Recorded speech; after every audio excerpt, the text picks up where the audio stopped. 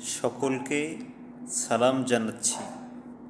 আলোচনা করতেছি মহাগ্রন্থ আল কোরআন জীবন বিধান হিসাবে স্বয়ং সম্পূর্ণ কিনা এই বিষয় নিয়ে।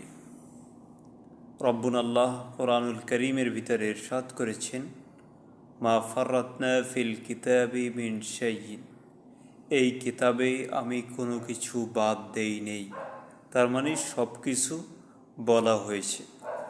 অপর আয়াতে বলা হয়েছে তিবিয়ানাল লিকুল্লি শাই, প্রত্যেক বিষয়ে আল কোরআনে বিস্তারিতভাবে বর্ণনা করা হয়েছে। আবার বলেছেন আল-ইয়াওমা আকমালতু লাকুম দীনাকুম, আজ আমি তোমাদের জন্য পূর্ণ করলাম দিনকে, জীবন বিধানকে, ইসলামকে পরিপূর্ণ করলাম। এইভাবে রব্বুনা আল্লাহ ইরশাদ করেছেন।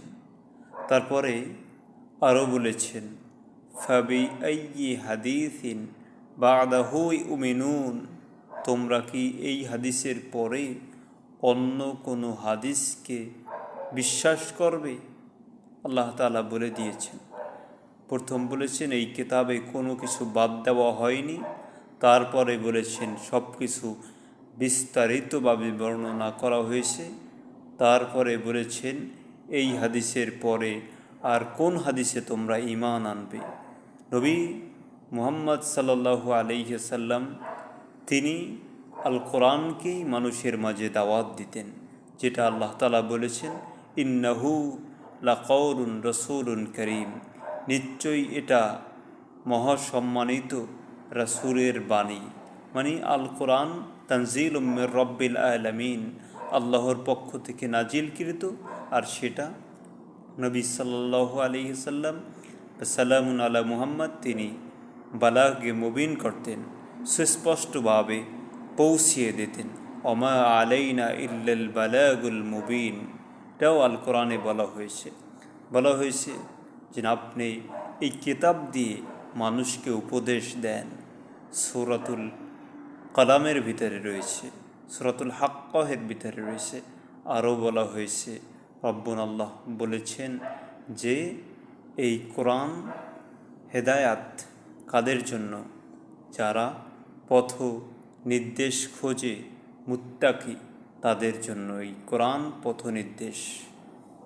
এই জন্য মহাগ্রন্থ আল কোরআন থেকে আমাদেরকে চলতে হবে সেই অনুযায়ী। আবার বলা হয়েছে এই কোরআন সম্পর্কে কিয়ামতের দিন প্রশ্ন করা হবে, এই কোরআন সম্পর্কে প্রশ্ন করা হবে। আবার বলা হয়েছে নবী মুহাম্মদ সালামুন আলা তিনি যারা কোরআনকে পরিত্যাগ করেছে তাদের বিরুদ্ধে তিনি সাক্ষী দেবেন। আমরা কি এই কথাগুলো কোনো দিন শুনেছি?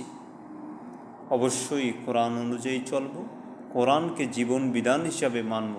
কোরআনকে পরিপূর্ণ ঘোষণা, কোরআনকে বিস্তারিত ঘোষণা, কোরআনকে স্বয়ং সম্পূর্ণ ঘোষণা রব্বুনা আল্লাহ দিয়েছেন। আমরা এখান থেকেই যদি বারবার পড়তে থাকি, বারবার আয়াত করতে থাকি, আল্লাহ তাআলা আমাদেরকে তিনি বুঝ দান করবেন।